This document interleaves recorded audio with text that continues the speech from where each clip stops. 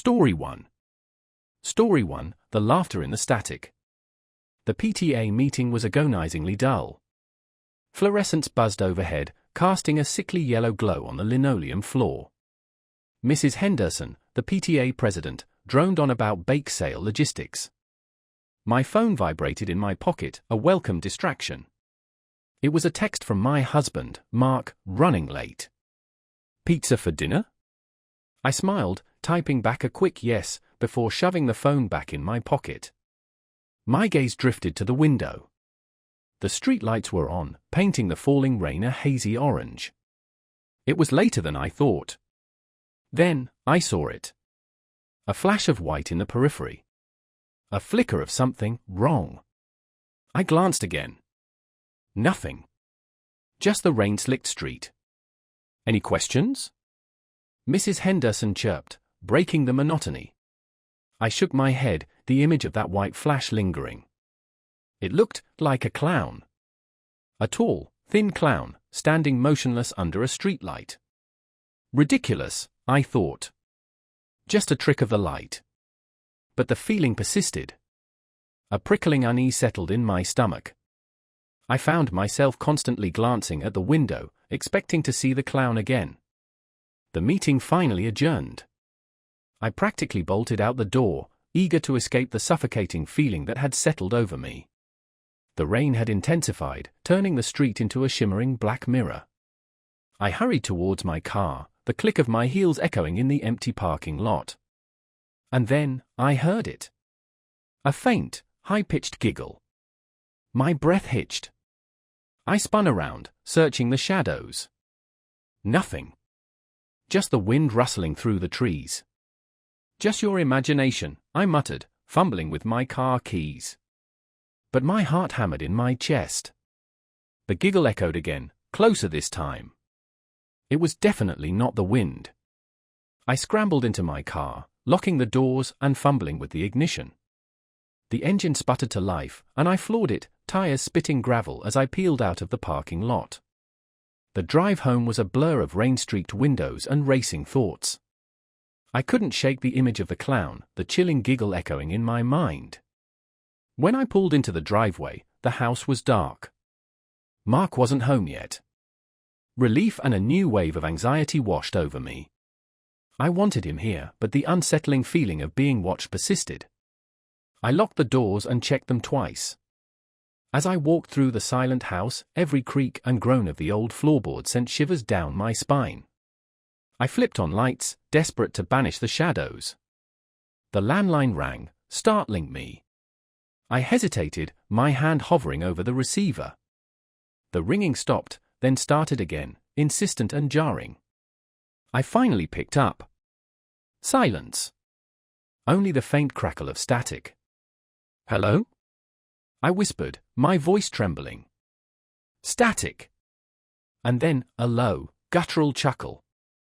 A sound that sent a wave of icy terror through me. It was not the high-pitched giggle from the parking lot. This was something else. I slammed the phone down, my heart pounding against my ribs. I ran to the back door, peering out into the darkness. The rain had stopped, leaving a heavy, oppressive silence. The only sound was the rhythmic drip of water from the eaves. And then, I saw it. A single white balloon, bobbing gently in the breeze, tied to the railing of our back porch. I didn't move. I couldn't breathe. The balloon swayed back and forth, a silent, mocking presence in the darkness. My hand flew to my mouth, stifling a scream. The back door rattled, the knob turning slowly. Terror seized me, paralyzing me with fear. I stood frozen, watching the doorknob turn, knowing, with a chilling certainty, that whatever was on the other side was not my husband. I backed away, my eyes glued to the door. The knob stopped turning. Silence. Then, a soft, almost imperceptible scratching sound, like fingernails dragging across wood. I turned and ran. I didn't know where I was going, only that I had to get away. I burst out the front door and into the night, leaving the house, the balloon, and the unknown horror behind. I ran until my lungs burned and my legs ached. I didn't stop running until I reached the brightly lit 24-hour diner down the street. I stumbled inside, gasping for breath. The image of the white balloon and the scratching at the door burned into my mind. I sat in a booth, trembling, sipping lukewarm coffee, trying to convince myself it was all a nightmare. But the fear lingered, a cold knot in my stomach.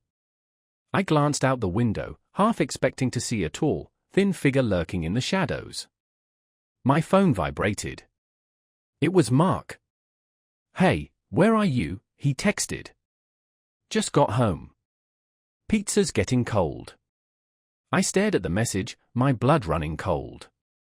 He was home. But then, who, or what, was in our house? I looked out the window again, into the darkness. And in the distance, under a flickering streetlight, I saw a flash of white. A flicker of something wrong. The faint sound of laughter, high-pitched and chilling, drifted on the wind. And I knew, with a sickening certainty, that I was not safe. Not anymore. Not ever. Story 2. Story 2, The Painted Smile. The popcorn machine chugged, filling the small movie theater lobby with the buttery scent that always meant escape. My phone buzzed, Sarah running late again. I sighed, glancing at the poster for Pennywise Revenge, ironic, given my lifelong aversion to clowns. It wasn't a phobia, more of a deep-seated unease. Their painted smiles always seemed wrong. "Ticket for one?" The cashier's voice startled me. She wore thick, stage makeup, her lips an unsettling shade of crimson. "Pennywise Revenge," she chirped, her voice oddly high-pitched. I mumbled a yes, the unsettling feeling amplifying. The lobby was almost empty, save for a lone figure hunched in the corner, their face obscured by a wide-brimmed hat. Inside the theater, the previews blared, but my attention was drawn to the corner figure, now seated a few rows behind me. The hat was gone, revealing a mess of tangled orange hair. A shiver crawled down my spine. The hair, it looked like a cheap wig. The film started, a barrage of jump scares and gore, but the real horror was the unsettling presence behind me. I could feel eyes on the back of my neck, a palpable weight in the air. During a particularly loud scene, I risked a glance. The figure was leaning forward, their shoulders shaking. Were they laughing? Crying? I couldn't shake the feeling of being watched, the air thick with a strange, sweet scent, almost like cotton candy. The feeling intensified during the intermission. I went to the restroom, the fluorescent lights flickering ominously. As I washed my hands, I heard a faint giggle from the stall next to me, followed by the squeak of a balloon. My heart pounded.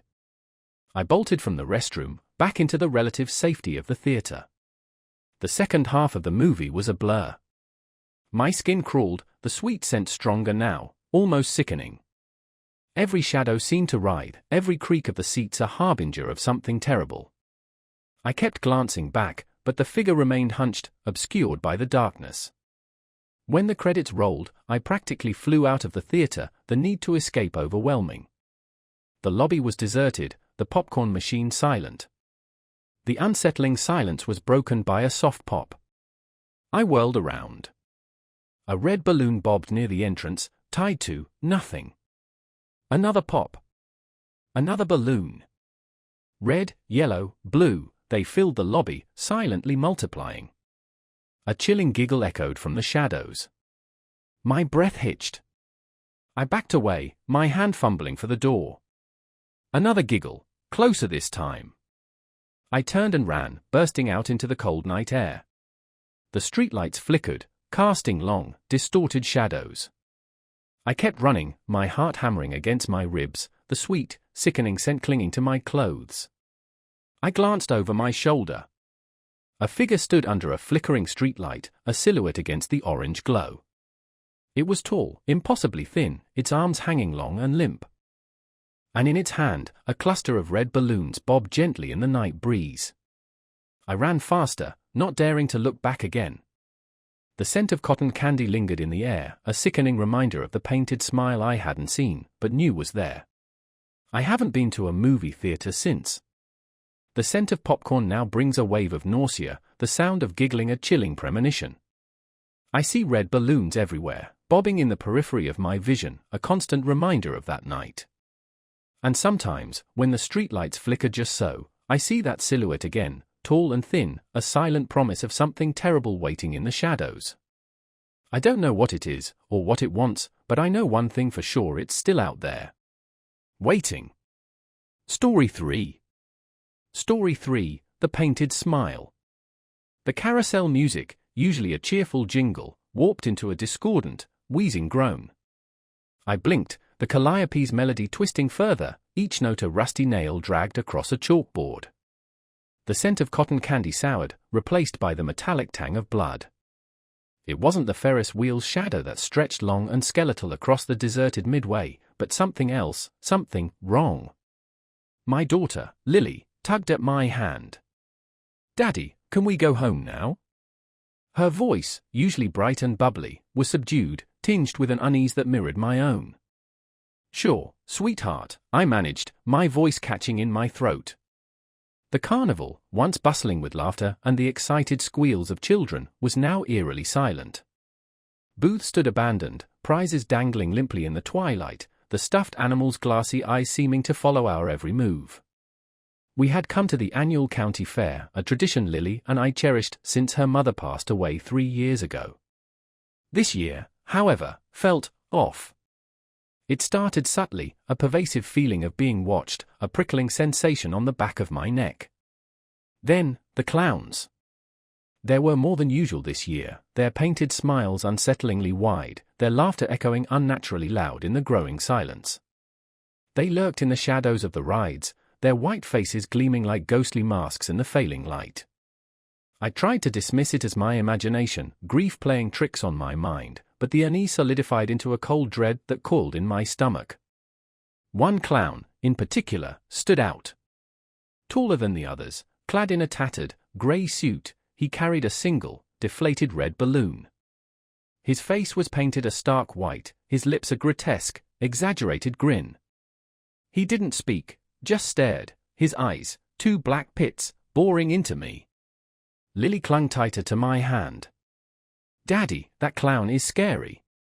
"It's okay, honey," I said, trying to sound reassuring, though my heart hammered against my ribs. "He's just part of the show." We hurried towards the exit, the carousel music now a distorted shriek. The other clowns seemed to materialize from the shadows, their painted smiles twisting into grotesque sneers as we passed. I felt their eyes on us, cold and calculating. As we reached the gate, I glanced back. The tall clown stood at the edge of the midway, the deflated balloon dangling from his bony fingers. He tilted his head, his painted smile widening, and I swear I saw a flicker of something dark, something predatory, in those black eyes. The drive home was tense. Lily fell asleep in the back seat, her small hand clutching a tattered stuffed elephant she'd won earlier. I kept glancing in the rearview mirror, half expecting to see the tall clown's painted face leering back at me. The feeling of being watched persisted, a chilling weight on my chest. Back in our small, 2-story house, I tucked Lily into bed, the familiar routine offering a sliver of comfort. But the unease lingered, a knot of dread tightening in my gut. As I walked down the stairs, I heard a faint popping sound. I froze. The sound came from the living room. My heart pounded in my ears. I grabbed a heavy iron poker from beside the fireplace, my hand slick with sweat. Slowly, I crept towards the living room, the poker raised. The moonlight streamed through the window, illuminating the center of the room where a single, red balloon bobbed gently in the air. It wasn't just any balloon. It was the deflated balloon the tall clown had been carrying. Now, inexplicably, it was inflated, a vibrant, pulsating red in the pale moonlight. I stood there, frozen, the poker heavy in my hand, the metallic tang of blood thick in the air. The silence stretched, punctuated only by the rhythmic thump of my own heart. Then, from upstairs, I heard Lily whimper. "Daddy," her small voice called, laced with fear. I rushed upstairs, the poker still clutched in my hand. Lily sat up in bed, her eyes wide with terror. "Daddy," she whispered, pointing to the corner of the room. "The clown." My blood ran cold. I followed her gaze. There, in the shadows, a figure stood silently. Tall, clad in a tattered grey suit. His face, a stark white mask, split by a grotesque, painted smile. He held another deflated red balloon. He didn't move. He just stared, those black eyes boring into me, filled with an unnerving, silent malice. The air grew thick, heavy with a palpable sense of dread. The metallic scent of blood intensified, making me gag. Then, slowly, deliberately, he raised the balloon to his lips and began to inflate it. The squeak of the stretching rubber echoed in the silent room, each breath a chilling reminder of his presence. I stood there, paralyzed by fear, the poker useless in my trembling hand. The red balloon grew larger, pulsating in the dim light, a beacon of terror in the deepening shadows. The clown's smile widened, revealing teeth that were too sharp, too long. He tilted his head, his gaze fixed on me, and in that moment, I knew, with chilling certainty, that this was not a dream. This was real. And it was far from over. The popping sound came again, softer this time, almost like a sigh. From downstairs. Then another. And another. Pop, pop, pop. Each pop a tiny explosion of dread in the suffocating silence. How many balloons were there? How many clowns? Lily screamed. And in her scream, I heard my own terror echoed, amplified, a primal shriek against the encroaching darkness. The clown's smile widened further, impossibly wide, and he began to laugh, a low, guttural chuckle that vibrated through the room, a sound that promised nothing but pain and fear.